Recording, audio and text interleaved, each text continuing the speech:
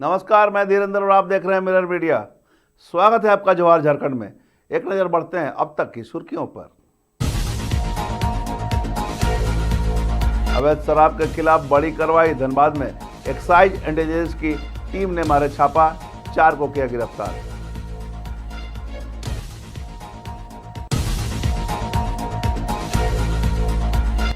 संथाल परगना में सियासी वार। बाबूलाल मरांडी ने घुसपैठ पर हेमंत सरकार की तुष्टीकरण नीति को घेरा।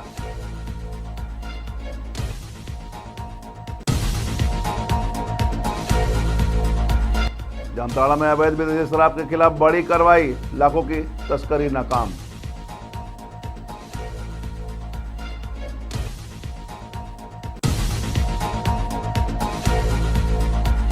सिर्फ 6 साल में जर्जर हुआ सरकारी भवन। रामगढ़ मिट्टी जांच प्रयोगशाला ढहने की कगार पर।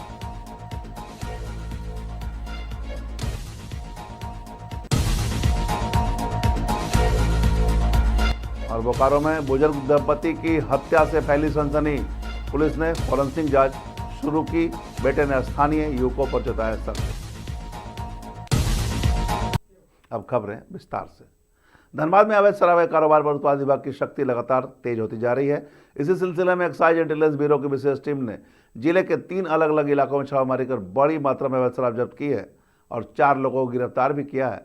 सबसे बड़ी कार्रवाई शहर के SRP अस्पताल के समीप साने बिहार होटल में की गई है, जहां से अवैध शराब बरामद होने के बाद होटल मैनेजर को गिरफ्तार किया गया है। टीम ने कांड्रा और जयनगर इलाके में भी छापामारी अभियान चलाया। जयनगर में जावा महुआ के भंडारण का खुलासा हुआ, जहां से 2 आरोपियों को गिरफ्तार किया गया। EIB के सुधीर कुमार ने बताया कि नकली शराब लोगों के सेहत के लिए घातक है। ऐसे में विभाग का उद्देश्य तस्करों को पकड़कर नेटवर्क को ध्वस्त करना है। मुख्यालय से हम लोगों को आयुक्त उत्पाद के द्वारा एक टीम बना करके भेजा गया। वहां पर सूचना मिली थी कि कुछ जिलों में अवैध नकली शराब का प्रोडक्शन करके और उसकी बिक्री की जा रही है। वहां से हमको जब भेजा गया है तो हम धनबाद जिला में कल आए हैं। कल हम लोगों ने गणेशपुर थाना बरोड़ा में छापामारी किया है। बहुत बड़ा महुआ शराब का अड्डा, करीब 10,000 kg जावा महुआ वहां से बरामद हुआ है। वहां से गिरफ्तारी नहीं हुई। आज हम लोग GT रोड और पूरे होटल वाले एरिया में, धनबाद शहर के अगल बगल पूरे होटल वगैरह में छापामारी किए हैं, जिसमें जयनगर बड़बड्डा, साने बिहार होटल धनबाद और कांडरा, ये टाटा मोटर्स के पास ये 4-5 होटल को छापामारी किए हैं। तो वहां से हम लोगों को अवैध विदेशी शराब भी बरामद हुआ है और महुआ शराब भी बरामद हुआ है। 4 आदमी की आज गिरफ्तारी हुई है। इसमें सबसे इम्पोर्टेंट है कि विदेशी शराब का नकली पाया जाना। जामताड़ा के कुंडित प्रखंड क्षेत्र के बाबूपुर में भाजपा द्वारा नाला विधानसभा स्तरीय आत्मनिर्भर भारत संकल्प अभियान के तहत एक चौपाल का आयोजन किया गया, जिसमें मुख्य अतिथि के रूप में झारखंड प्रदेश नेता प्रतिपक्ष प्रदेश अध्यक्ष बाबूलाल मरांडी और दुमका के पूर्व सांसद सुनील सोरेन उपस्थित रहे। बाबूलाल मरांडी ने कहा कि प्रधानमंत्री नरेंद्र मोदी का लक्ष्य है कि हर भारतीय स्वदेशी उत्पादों को अपनाए और आत्मनिर्भर भारत देश को 2047 तक विकसित राष्ट्र बनाए। उन्होंने साहिबगंज और पाकुड़ में फर्जी ID कार्ड बनाए जाने के मामले पर बांग्लादेशी घुसपैठ के मुद्दे को उठाया। उन्होंने कहा कि संथाल परगना में बढ़ती घुसपैठ से आदिवासी आबादी कम हो रही है और क्षेत्र की जनसंख्या में बदलाव आ रहा है, जो बेहद चिंताजनक है। उन्होंने राज्य सरकार से तुष्टीकरण की नीति छोड़कर राज्यहित में निर्णय लेने की अपील की।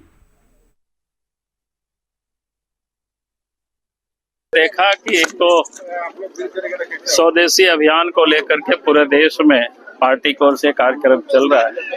हम सब लोग देशवासियों से आह्वान कर रहे हैं कि भाई आप अधिक से अधिक स्वदेशी वस्तुओं का उपयोग करें, अर्थात स्वदेश में ही बने हुए वस्तुओं का अधिक से अधिक हमें उपयोग करें, जिससे देश के उद्योग धंधे भी बढ़ेंगे और साथ ही देश के नौजवानों को रोजगार भी मिलेगा और देश तभी आत्मनिर्भर बनेगा। उसमें देश के सबों का योगदान होना चाहिए और इसी का कार्यक्रम को लेकर के आज पूरे देश में ही कार्यक्रम। जामताड़ा पुलिस ने अवैध विदेशी शराब की बड़े पैमाने पर हो रही तस्करी पर शिकंजा कसते हुए देर रात नारायणपुर थाना क्षेत्र के पांडेडी मोड़ के पास बड़ी कार्रवाई की है। पुलिस अधीक्षक राजकुमार मेहता को गुप्त सूचना मिली थी कि गोविंदपुर की ओर से एक DCM वाहन में भारी मात्रा में नकली विदेशी शराब भेजी जा रही है। और 2 अन्य 4 पहिया वाहन उसका एस्कॉर्ट भी कर रहे हैं। टीम ने डीसीए वाहन को रोका, जिसकी जांच करने पर कुरकुरे की बोरी के पीछे छिपाकर 210 पेटी नकली विदेशी शराब और 78 पेटी स्प्रिट गैलन में भरकर रखी गई सामग्री मिली। एस्कॉर्ट कर रहे 2 अन्य गाड़ियां भी शराब से भरी मिली। कुल 250 पेटी अवैध विदेशी शराब बरामद हुई, जिसकी बिहार में कीमत करीब 45 लाख रुपए की गई है। पुलिस ने मौके से 4 तस्करों को गिरफ्तार किया है, जो कि सभी धनबाद जिले के रहने वाले बताए जा रहे हैं। शराब की तस्करी के खिलाफ में जामताड़ा पुलिस के द्वारा जो है कल एक बड़ा रेड किया गया है। एक गुप्त सूचना हम लोग को प्राप्त हुई थी कि धनबाद और बंगाल से एक सिंडिकेट जो अवैध शराब के धंधे में लिप्त है, जो लगातार बिहार जो है अवैध शराब को भेजने का काम करता है। इस आलोक में कल नारायणपुर में हम लोग के द्वारा एसडीपीओ जामताड़ा विकास लागोरी के नेतृत्व में और इंस्पेक्टर रविंद्र यादव के नेतृत्व में चेकिंग लगाई गई है। और चेकिंग लगाने के उपरांत में एक डीसीएम गाड़ी जो ट्रक के जैसा है, और इसके गाड़ी की जब हम लोगों ने रोका है और इसके साथ 2 अन्य गाड़ी जो एस्कॉर्ट कर रहे हैं उनको भी रोकने के बाद प्रॉपर चेकिंग की गई है। डीसीएम गाड़ी से लगभग 225 पेटी शराब, अवैध शराब, नकली रैपर और ओरिजिनल शराब के जैसे लगने वाले जो बोतल हैं, उस तरह की शराब की बड़ी खेप हम लोग के द्वारा पकड़ा गया है। इसके साथ साथ में ट्रक में हम लोगों को 78 गैलन स्प्रिट जो है वो लगभग 40 लीटर प्रत्येक गैलन में भरा हुआ है, उसकी भी रिकवरी जब्ती हम लोग के द्वारा किया गया है। रामगढ़ में सिर्फ 6 साल पहले तैयार किया गया मिट्टी जांच प्रयोगशाला भवन अब पूरी तरह जर्जर हालत में पहुंच चुका है। गुणवत्ताहीन निर्माण की भेंट चढ़कर यह भवन समय से पहले ही ढहने की कगार पर खड़ी है। दीवारों में बड़ी बड़ी दरारें, जगह जगह उखड़ा प्लास्टर और टूटती संरचना इस बात का सबूत है कि यह भवन कहीं भी दुर्घटना को आमंत्रित कर सकती है। भवन में ड्यूटी करने वाले कर्मचारी रोजाना डर के साये में काम कर रहे हैं। उनका कहना है कि कई बार उच्च अधिकारियों को लिखित रूप से स्थिति की जानकारी दी गई, लेकिन अब तक कोई ठोस कदम नहीं उठाया गया। लोकेश कुमार, मिट्टी जांच अधिकारी, ने बताया कि प्रयोगशाला की बदहाली का असर किसानों पर भी पड़ रहा है, क्योंकि मिट्टी परीक्षण का काम अब रामगढ़ से हजारीबाग भेजा जा रहा है, जिसके कारण रिपोर्ट मिलने में देर हो रही है। इंफॉर्मेशन डिपार्टमेंट को दिया था पिछले सर उपायुक्त महोदय थे चंदन सर, उस समय भी जांच हुआ था इसमें, ठीक है। और इसके लिए अल्टरनेट जगह के बारे में बोला गया है, ठीक है। तो नया फाइनेंशियल ईयर में हो सकता है हम लोग को मिल जाएगा। तो सर जो यहाँ जांच हो रहा है, जांच जैसे कि हमारा, और एक्चुअली रामगढ़ के लिए जो मिट्टी जांच है उसके लिए कोई अलग से फंड नहीं है, हजारीबाग से अटैच होता है। तो हमारा काम है मिट्टी सैंपल फील्ड से कलेक्ट करवाना, ठीक है। अगर यहाँ जब तक जांच अभी 1-2 महीना से यहाँ रुका हुआ है, तो हम लोग इसके लिए जो फंड आता है उसको एजेंसी के माध्यम से हजारीबाग में भेज के वहाँ जांच करा लेते हैं, ठीक है। अब जो है जब अगर यहाँ आएगा तो फिर जो है कि फिर से अगर भवन शिफ्ट हो जाएगा या सुधार हो जाएगा तो हम लोग यहाँ से फिर शुरू कर देंगे। हमारा आप लोग बैठ कैसे रहे हैं सर? ये तो कभी भी दुर्घटना हो सकती है। है पिलर पर है, क्योंकि इसका ईंट जो इस पर लगा है वो हमको देखने से लगा कि वही गड़बड़ है। बोकारो के हरला थाना क्षेत्र स्थित जोशी कॉलोनी में देर रात बुजुर्ग दंपति की निर्मम हत्या कर दी गई। मृतक महावीर साहू और कौशल्या देवी जोशी कॉलोनी में चाय और राशन की दुकान चलाते थे। स्थानीयों ने जब सुबह दुकान नहीं खोली तो देखा कि दरवाजा खोलकर जहां बुजुर्ग दंपति की हत्या हो चुकी थी। तुरंत इसकी सूचना हरदा थाना पुलिस को दी गई। परिवार वालों ने स्थानीय युवकों द्वारा हत्या किए जाने की बात कही है। मौके पर पहुंचे सिटी डीएसपी आलोक रंजन ने कहा कि हत्या की वजह का पता नहीं चल पाया, लेकिन फॉरेंसिक तरीके से मामले की जांच की जा रही है। उन्होंने कहा कि घटना आपसी रंजिश या विवाद के कारण हो सकती है, क्योंकि लूटपाट और चोरी का कोई साक्ष्य नहीं मिला है। कौन है आपके? मेरा सास ससुर है, मैं उसका छोटा पुत्र हूँ। क्या हुआ है?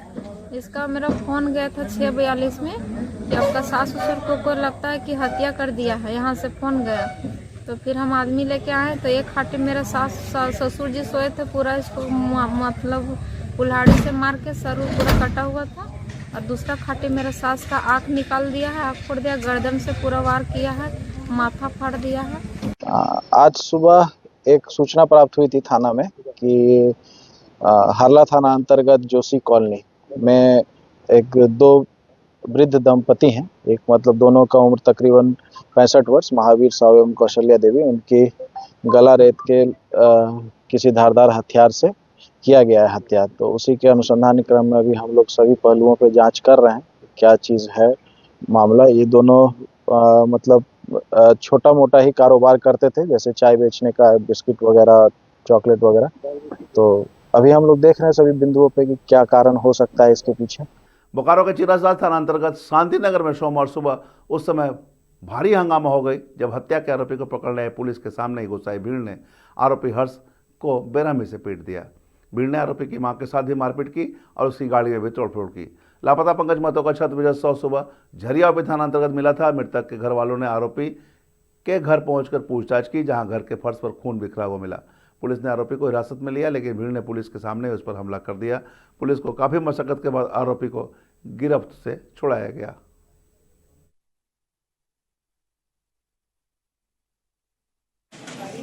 मेरा बेटा आया, काम करने बुलाया, काम किया दिन भर, उसके बाद शाम को घर नहीं दिया। काम करने किसे घर आया था? इन्हीं का घर आया था। क्या नाम? कुछ नाम जानकारी है? जो बोर्ड में लिखा हुआ हमको नहीं, हमने काम किया, जो हम एक वो नहीं किए थे, हमको जानते। अच्छा, आपका बेटा क्या नाम है? पंकज नाम, पंकज महतो। किस चीज़ का काम करता है वो? Marble tiles. इनके यहाँ काम करने आया था? ठीक है, कितने बजे आया था?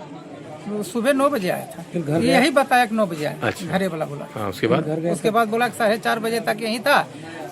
गाड़ी और मोबाइल और जैकेट सब यही है। बोला कि पेशाब सब करने के लगे बाहर गया, उसके बाद नहीं आया। बोला कि नहीं आया। उसके बाद हमको शक लगा, हम सूत के उठे। उसके बाद यहाँ आए तो देखते हैं ब्लड उलड नीचे में गिरा हुआ था, गाड़ी में लगा हुआ था, तो सरफ से धोया है। उसके बाद क्या हुआ कि डिक्की का पीछे में जो मैट नहीं रहता, वो पीछे क्या बोलते कवर, वो भी पीछे जलते हुए देखे। आप कब आए थे पता करने के लिए अपने बेटे के लिए? 6 बजे भोरे सुबह आए थे। जब हमको सब कोई बोला पंकज नहीं आए रात में, हम बोले कहाँ काम करता था, तो यहाँ तब हम यहाँ आए। सब कोई, हमारा परिवार जितना था हम सब आए। निरसा विधानसभा क्षेत्र में चौमुखी विकास को लेकर विधायक अरूप चटर्जी गंभीर नजर आ रहे हैं। इसी क्रम में सोमवार को 11 कोट प्रखंड कार्यालय में विधायक के नेतृत्व में एक उच्च स्तरीय बैठक की गई। विधायक ने जानकारी देते हुए कहा कि निरसा को धनबाद से काटकर अनुमंडल बनाया जाएगा। इसके लिए 2017 में ही सरकार के पास प्रस्ताव भेजा गया था, जिसे अब अंतिम रूप दिया जा रहा है। 11 कोट प्रखंड कार्यालय के पीछे खाली पड़ी जमीन पर एसडीएम और एसडीपीओ कार्यालयों का निर्माण होगा। विधायक निरसा के लिए बड़ा अस्पताल और पार्क निर्माण की भी घोषणा की। साथ ही झिलिया में बाढ़ नियंत्रण के लिए चौड़ीकरण का कार्य भी तय किया गया। विधायक ने कहा कि सभी कार्यों को जल्द से जल्द धरातल पर उतारा जाएगा। जो हमारे गारकुंड प्रखंड बनी हुई है, इसके बाउंड्री वॉल का देखने के लिए आए थे। और पीछे जो है एसडीओ और एसडीपीओ ऑफिस भी यहाँ पर बनेगी, क्योंकि निरसा अनुमंडल बनाने के प्रस्ताव 2017 में ही गया था यहाँ कमिश्नर के माध्यम से। इसलिए वो सरकार के नज़र में है और निरसा धनबाद से कटकर निरसा अनुमंडल अलग से बनेगा। इसलिए अनुमंडल ऑफिस, पुलिस अनुमंडल ऑफिस, तमाम चीज़ें जो है गारकुंड ब्लॉक से पीछे करेंगे। और एक गारकुंड ब्लॉक का पूरा ज़मीन का चिन्हितीकरण करके उसकी घेराबंदी भी हो। इसके साथ साथ एक वे साइड रेस्टोरेंट के प्रस्ताव हम लोग दिए थे, जो टूरिज़्म डिपार्टमेंट से होगा, उसका भी जगह भी हम लोग चिन्हित करेंगे। और कुमारडवी बाज़ार में, बाज़ार के बाहर डॉक्टर रंजन के क्लिनिक के सामने जो गंदगी गिरा हुआ रहता है, तो उसको भी घेराबंदी करके वहाँ एक हॉस्पिटल का बिल्डिंग बनाने का प्रस्ताव है। और उसके साथ वहाँ पार्क भी बनेगी। ये बालिका विद्यालय, आवासीय विद्यालय की ऑलरेडी प्रस्ताव चली गई है और आशा करते हैं अगले कैबिनेट में वो स्वीकृत भी हो जाएगी। और इसके साथ साथ जो है झिलिया का चौड़ीकरण और गहराई जो है करने का प्रस्ताव दिया। तो झिलिया का भी हम लोग देखें जो किस तरीके से और चौड़ा करके ये कर सके, ताकि भविष्य में कोई बाढ़ ना आए वहाँ। हजारीबाग में मिलावटी सामान और नकली पनीर रखी जा रही है और लोगों की जान के साथ खिलवाड़ किया जा रहा है। उपायुक्त शशि प्रकाश के निर्देश पर खाद्य सुरक्षा विभाग ने बड़ी कार्रवाई करते हुए पूर्णापानी चुरचू स्थित अनिल सिंह के खाद्य निर्माण परिसर पर औचक छापेमारी की। जांच के दौरान टीम ने मिलावटी पनीर और मक्खन के अवैध उत्पादन की पुष्टि की। मौके से 1.3 क्विंटल संदिग्ध पनीर, 40 लीटर मिलावटी मक्खन और 10 किलो मक्का स्टार्च जब्त किया गया है। खाद्य सुरक्षा पदाधिकारी मोहम्मद मंजर हुसैन ने बताया कि टीम ने संदिग्ध पनीर और मक्खन के नमूने संग्रहित कर जांच प्रयोगशाला भेज दिए हैं। रिपोर्ट प्राप्त होने के बाद पूरी जब्त सामग्री नष्ट कर दी जाएगी।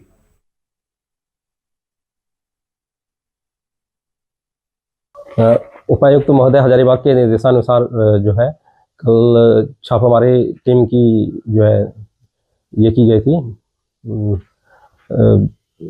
गठन किया गया था और उसके अनुसार जो है चुरचू ब्लॉक के अंतर्गत एक गांव था पुरना पानी, वहाँ पे अनिल सिंह के घर के इसमें जो है पनीर बनाते हुए मिला था, जिसमें कि पनीर जो है अनहाइजीनिक कंडीशन में बनाया जा रहा था और साथ ही वहाँ पे हम लोगों ने मक्खन का भी कुछ टीना देखे तो उसका भी हम लोगों ने सैंपल लिया। तो प्रथम दृष्टया में हमें ऐसा महसूस हो रहा था कि ये मिलावटी पनीर और मक्खन हो सकता है, तो उन लोगों का सभी का सैंपल लिए और उसको जब्त करके जो है पनीर लगभग 1.3 कुंटल था और मक्खन जो है 40 लीटर था और मिलावट के रूप में पनीर में जो यूज़ किया जा सकता है उसमें स्टार्च का मेज़ का स्टार्च था जो कि 10 किलो था, उसको भी सभी को हम लोग जब्त करके चरही थाना में हम लोग रख दिए हैं उसको। विश्व एड्स दिवस के अवसर पर धनबाद स्कूल ऑफ नर्सिंग की ओर से सोमवार को जागरूकता रैली निकाली गई। रैली की अगुवाई civil surgeon doctor Alok Kumar Vishwakarma और सदर अस्पताल के सुपरिटेंडेंट ने की। इधर स्वास्थ्य विभाग की रिपोर्ट बताती है कि धनबाद में HIV संक्रमित मरीज तेजी से टीबी का शिकार हो रहे हैं। इस वर्ष अब तक 50 HIV मरीज टीबी से ग्रसित पाए गए हैं, जिनमें अधिकांश 25 से 45 वर्ष आयु के वक्त हैं। हर वर्ष करीब 250 नए संक्रमित लोग सामने आ रहे हैं और वर्तमान में धनबाद में लगभग 3400 HIV पीड़ित दर्ज है। स्वास्थ्य विभाग की ओर से HIV और टीबी की संयुक्त जांच अभियान तेज कर दिए गए हैं और मरीजों को निःशुल्क दवा उपलब्ध कराई जा रही है। विश्व एड्स दिवस के अवसर पर जैसा आपको पता है ये जागरूकता किया जाता है, जनमानस को जागरूक किया जाता है कि एड्स से जानकारी ही एड्स से बचाव का उपाय है। इसीलिए हर वर्ष 1 दिसंबर को विश्व एड्स दिवस के रूप में हम लोग सेलिब्रेट करते हैं, रैलियां निकालते हैं, क्विज क्वेश्चन करते हैं, लोगों को जागरूक करते हैं और हेल्थ कैंप भी लगाते हैं। उसमें इसकी जानकारी दी जाती है, इसका जांच किया जाता है, संदिग्ध लोगों का इसका जांच किया जाता है, जो वल्नरेबल पॉपुलेशन है उसमें ये जानकारी जाके दी जाती है। यही सारे कार्यक्रम होते हैं। इसमें संकोच जैसे आम बीमारियां हैं उसी तरह की ये बीमारी है, इनके प्रसार का कुछ दूसरा एक विधि होता है जिसके कारण इसका प्रसार होता है और इस संबंध में उनको जाके संबंधित चिकित्सा पदाधिकारी या संबंधित स्वास्थ्य केंद्र पे इसकी जानकारी हासिल करना चाहिए और जो इसके लिए ट्रीटमेंट या जांच जो निर्धारित किए गए हैं और ये सभी जगह पे उपलब्ध है, उनको जाके वहाँ पे अपना जांच कराना चाहिए और जो सलाह दिया जाता है उसको फॉलो करना। पाकुड़ थाना क्षेत्र के चर्चित मालीपाड़ा आम बागान में 25 नवंबर को हुए सामूहिक दुष्कर्म कांड में पुलिस ने कार्रवाई तेज कर दी है और एक बार फिर SIT को बड़ी सफलता मिली है। टीम ने घटना में शामिल 4 और आरोपियों को गिरफ्तार कर न्यायिक हिरासत में भेज दिया। इससे पहले त्वरित कार्रवाई में SIT 7 आरोपियों को पकड़ चुकी थी। गिरफ्तार आरोपियों में मंगल हेम्ब्रम, मनेल उर्फ मुनव्वल मुर्मू, दुआल उर्फ दीवान टुड्डू और गोशो उर्फ छोटो किस्कू शामिल है। SP निधि द्विवेदी ने बताया कि मामले में शामिल सभी 11 अभियुक्तों को गिरफ्तारी सुनिश्चित कर ली गई है और पुलिस अब चार्जशीट की प्रक्रिया में आगे बढ़ रही है। नवंबर को जो टाउन थाना क्षेत्र के मालीपाड़ा के आम बागान में जो सामूहिक बलात्कार की घटना हुई थी, जिसमें त्वरित कार्रवाई करते हुए पुलिस ने पूर्व में 7 अभियुक्तों को फॉरवर्ड किया था। उसी क्रम में अन्य 4 अभियुक्त जो अभी तक भागे फिर रहे थे उनको भी आज हम हिरासत में लेके आज हम उनको भी फॉरवर्ड कर रहे हैं। गिरफ्तार अभियुक्तों के नाम मैं बता देती हूँ। मंगल हेम्ब्रम उम्र करीब 30 वर्ष, साकिन बलिया डांगा, थाना पाकुड़ नगर। मनवेल उर्फ मनवेल मुर्मू उम्र 18 वर्ष, साकिन मालीपाड़ा, थाना पाकुड़ नगर। दुआल टुडू उर्फ दीवान टुडू करीब उम्र 19 वर्ष, साकिन मालीपाड़ा, थाना पाकुड़ नगर। और गोसो उर्फ छोटो किस्कू उम्र करीब 37 वर्ष, साकिन मालीपाड़ा, थाना पाकुड़ नगर। और पूर्व की तरह इसमें भी छापेमारी दल में वो सभी सदस्य शामिल थे जो कि इस कांड के अन्वेषण में जिनका मुख्य योगदान रहा है। बेसिकली टाउन थाना प्रभारी और उनकी पूरी टीम ने अथक प्रयासों से काफ़ी कम समय में आप सभी लोग देख ही रहे हैं कांड में जितने भी अभियुक्त संलिप्त थे सभी की गिरफ्तारी हो चुकी है। और जौहर झारखंड में अब तक बस इतना ही। देश और दुनिया की तमाम खबरों के लिए बने रहे मिरर मीडिया के साथ।